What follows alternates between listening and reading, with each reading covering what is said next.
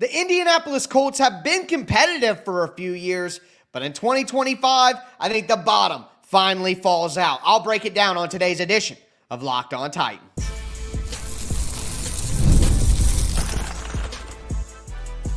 You are Locked On Titans, your daily Tennessee Titans podcast, part of the Locked On Podcast Network, your team every day.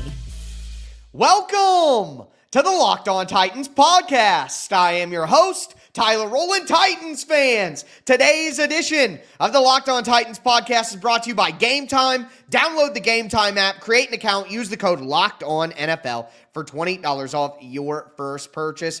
On today's show, we are going to cap off division rival week. We are going to do our third division rival deep dive. We've talked about the Jags. We've talked about the Texans. Now we're going to talk about the Indianapolis Colts, and I'm going to tell you why I think they totally fall apart this season. At the beginning of the week, which felt like forever ago, at this point, we ranked all of the different positions within the division. Who has the best quarterback, the best wide receivers, the best O-line, the best defense. We talked about all of it, so if you missed any of this content, it is evergreen throughout the entire summer. Make sure that you check it out. Speaking of that, thank you for making Locked On Titans your first listen each and every day, Monday through Friday. Tennessee Titans content all year round, always for free. Make sure you get subscribed, stay subscribed. It's your team every day. Speaking of every day, shout out to my everydayers out there. Tuning in Monday through Friday. Couldn't do it without you guys. If you aren't an everydayer, you need to be one because, again, it may be the offseason for the Titans, but there is no offseason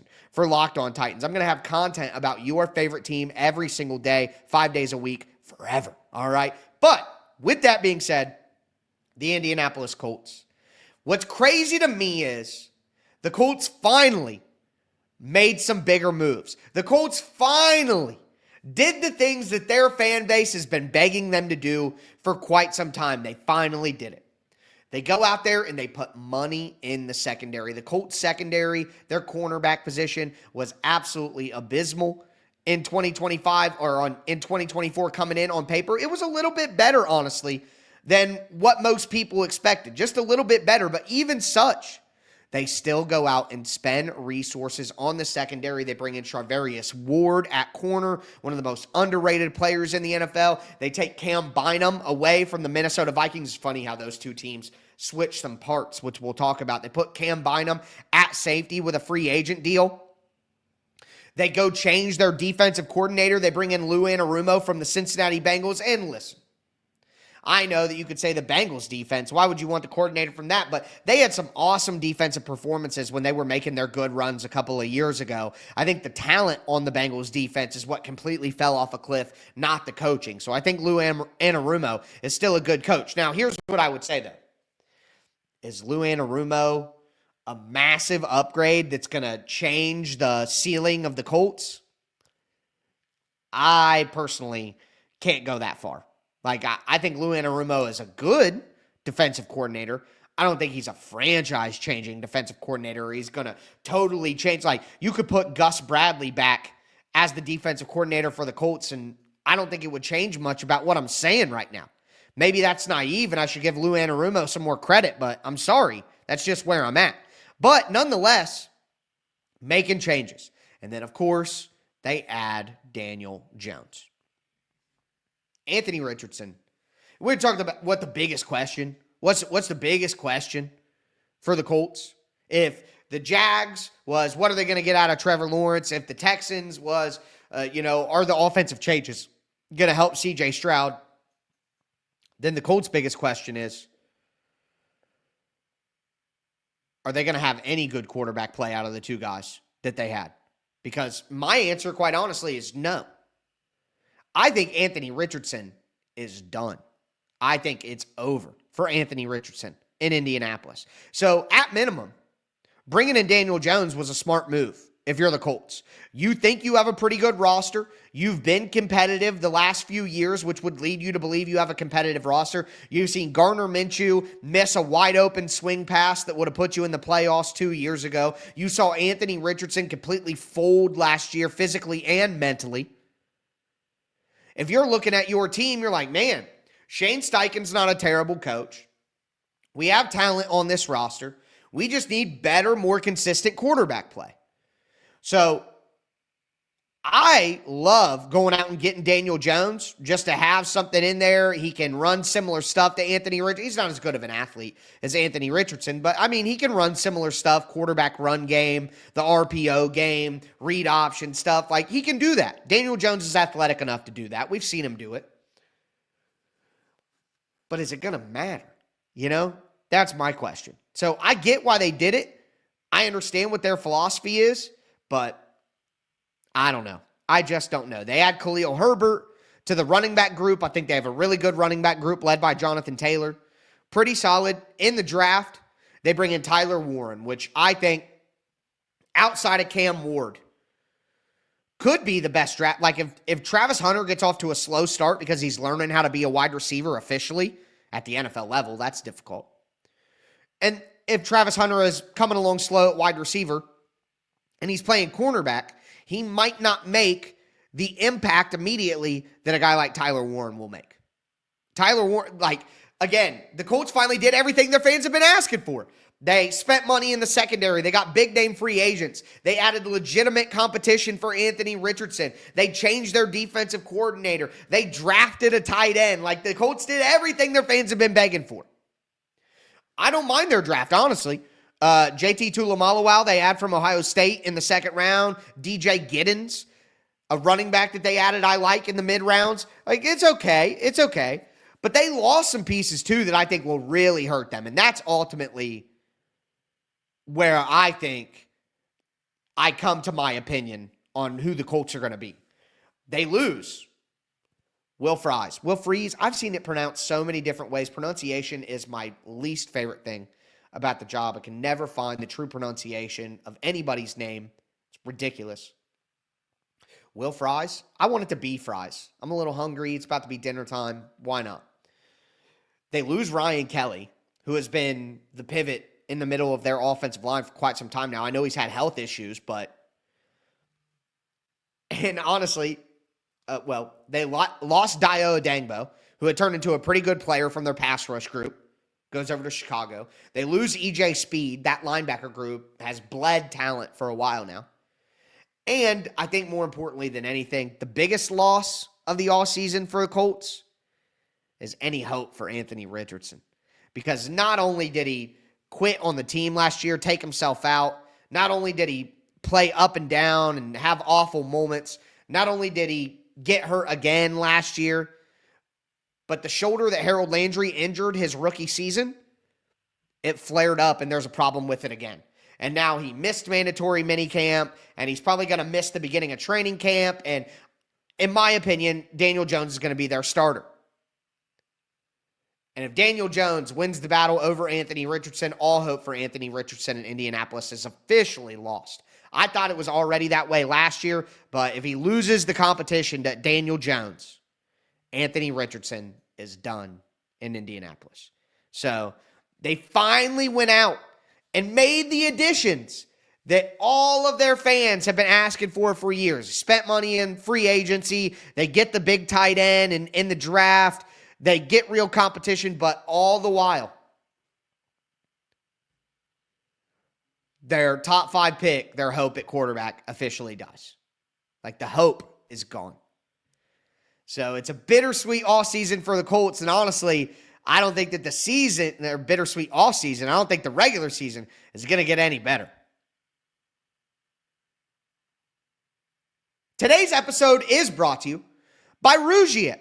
Guys, you've probably heard of Viagra or Cialis. Maybe you've even tried them, but if you're looking for something beyond the usual pill, it's time to meet Rougiet Ready. Rougiet Ready is a next-gen prescription treatment designed to amplify arousal in the brain and boost blood flow. Unlike the usual pills that can take hours, Rougiet's 3-in-1 formula dissolves under your tongue and kicks in fast, on average in 15 minutes. Effects can last up to 36 hours, so you can stay confident and in control when the moment is right.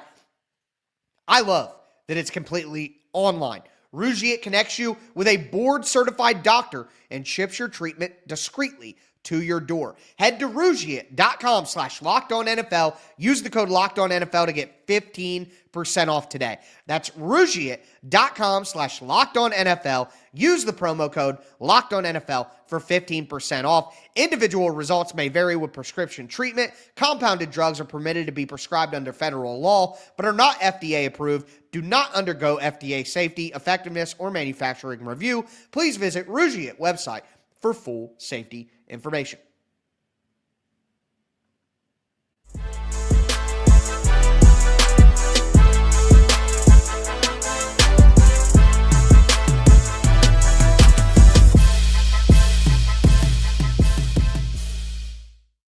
All right, continuing our division rival week here on Locked On Titans. My favorite part of every deep dive episode, get to have the crossover segment with another great host from the Locked On Podcast Network. We got Jake Arthur here from Locked On Colts, a pro football writer of America. This guy is the real deal, folks. And even if you're not a Colts fan, if you're a Titans fan, you want to know as much as possible about your division rivals. Jake is absolutely a priority follow on social media. But with that being said, enough glazing here, Jake. We're going to get you in the hot seat for the tough questions. All right. Right now, just blank canvas. What are your thoughts on what the Colts have done through the offseason so far? So I think overall they've had a pretty good offseason. I think Chris Ballard does a decent job of keeping the water level relatively high and making them capable of treading water, but the biggest X factor is always quarterback. So right now I think if they were going into it just solely relying on Anthony Richardson, I would think that would be super risky. There's probably not a ton they could have done at quarterback outside of Daniel Jones. Like, I don't totally hate the move. We saw, in 2023, a Gardner Minshew-led team had them knocking on the door of the playoffs. They were a missed fourth down away from winning the AFC South. So I do think Daniel Jones is at least a slight upgrade over that. And we've never really seen him in the setting he's about to be in.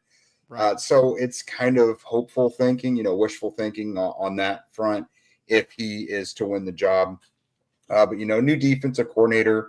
Football people seem to really respect Lou Anarumo much more than fans kind of see how the Bengals ranked over time and everything. So I'm pretty optimistic about that. You add Charvarius Ward and Cameron Bynum, some like legitimate starting pieces to a secondary. And it seems like things should be better. But again, everything circles back to quarterback.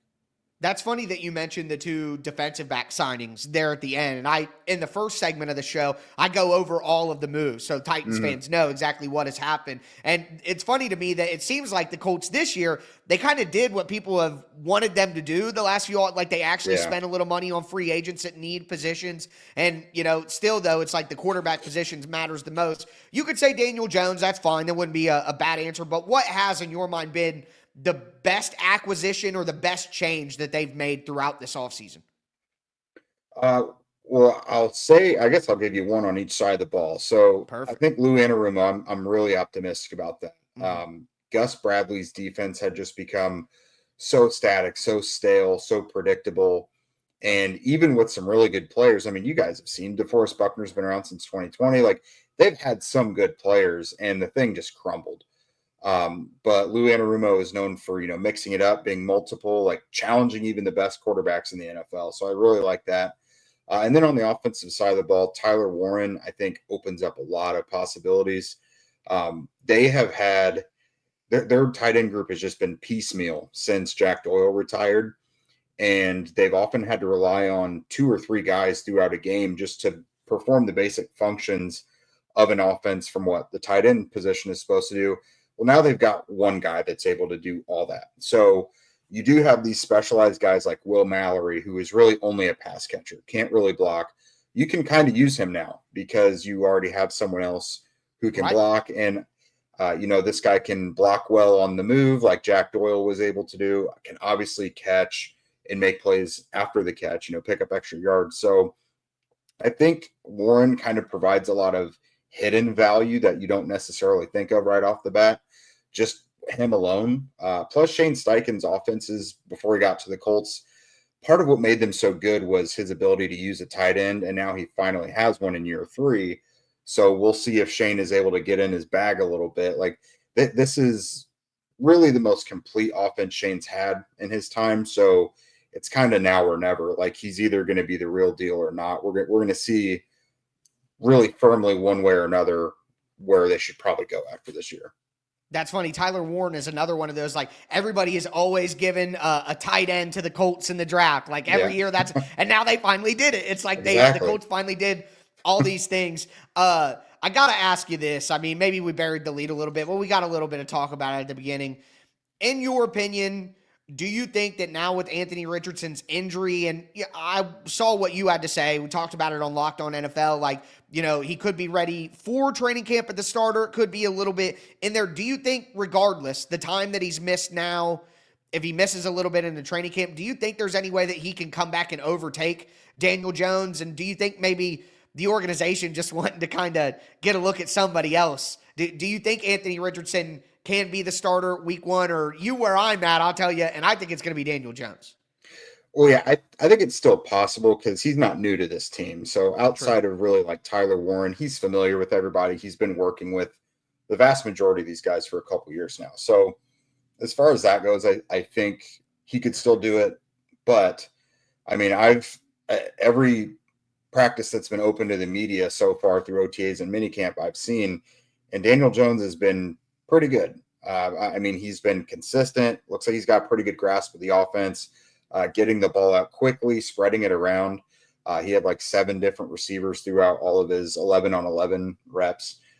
So he looks fine. Like he doesn't look like he's going to be like awesome. Like I wouldn't have the same optimism as a Titans fan should have with like Cam Ward.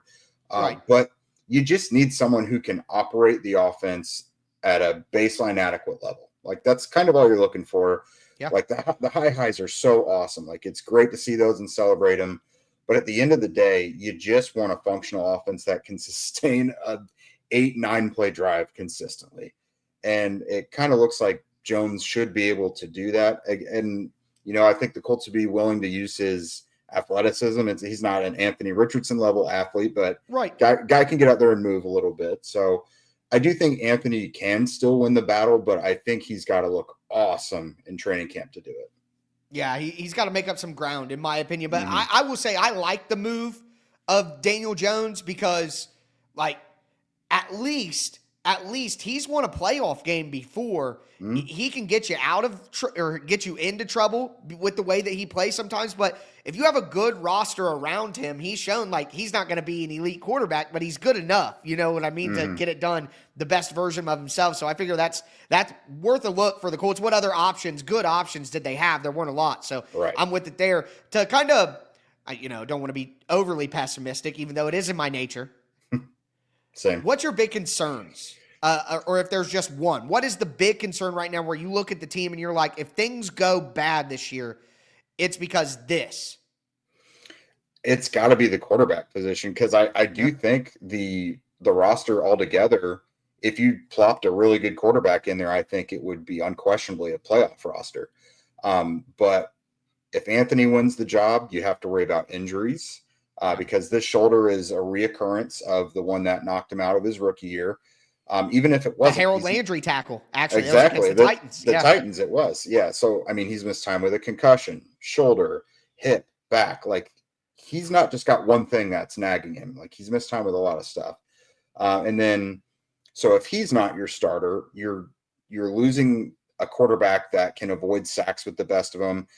Is fireworks any given play. And he's got the clutch gene. Like he can orchestrate a fourth quarter comeback. Like he can do that.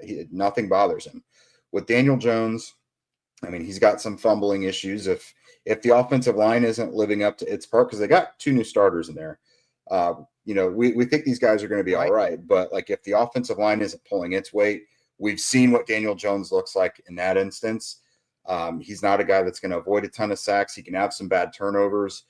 And I think he's one of those quarterbacks where you can win with him, but you're not going to win because of him. So everything around him has to be going pretty well for him to kind of be the straw that stirs the drink. I think he could do it, but like he's not going to pull your team to victory by any means. Yeah, they're going to have to be really good around him to create the environment needed to, be a playoff team and be a team that can maybe win a playoff game.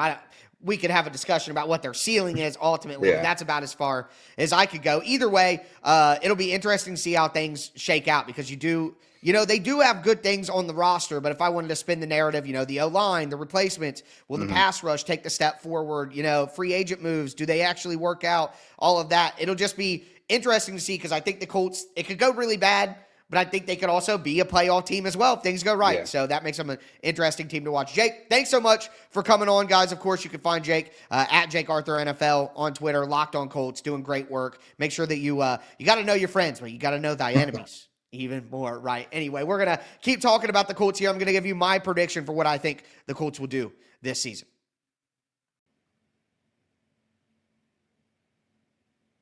Today's episode is brought to you by Game Time. Have you ever decided at the last minute to head to a ball game with friends or family? Maybe it's game day and you suddenly realize you want to be in the stands. That's exactly where Game Time comes in. It's the easiest way to grab last-minute tickets without the stress. With the money you save on tickets, you can splurge on food, drinks, merch, even invite a bigger group to come with you. Game Time makes it possible. Game Time makes buying tickets fast and simple. Prices on the app actually drop the closer you get to first pitch, and they've got incredible last-minute deals, clear seat views, and a lowest price guarantee that takes the worrying out of buying. They clearly have the best features in the industry. That's why I buy all of my game tickets on Game Time. Baseball, football, basketball.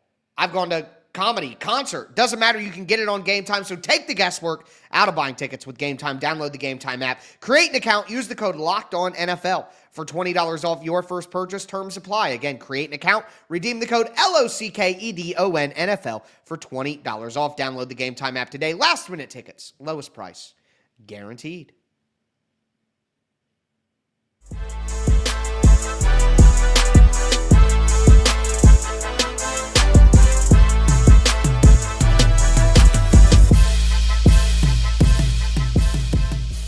Titans fans, let's cap off today's edition of the Locked On Titans podcast. We have talked about the moves that the Indianapolis Colts have made, the losses they've taken, the additions they've had. We have talked about all of the different storylines with the Colts with my guy Jake Arthur from Locked On Colts who stopped by the show. But now I got to get into my prediction for the Indianapolis Colts. And I spoiled it a little bit, I will say. There's a little bit of a spoiler on day 1 of this week, or day 2 of this week, when I power ranked the teams in the division, and I had the Colts at number 4. I think the Colts finished last in the division this year. I have the Indianapolis Colts going 5-12.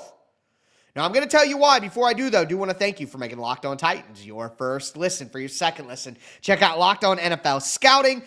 Training camp's getting closer and moves are still being made. Host Kyle Krabs and Joe Marino make you the most informed NFL fan this offseason. Find Locked On NFL Scouting on YouTube or wherever you listen to podcasts. I have the Colts going 5-12. I don't think they're going to be good. I think things are going to start to come crashing down. Look, one of the reasons that people have optimism in the Indianapolis Colts is because the roster is good. So despite the quarterback not being very good and all of us acknowledging that the quarterback position for the Colts is not very good, the rest of the roster being strong makes everyone think, hey, the Colts are going to be a good team.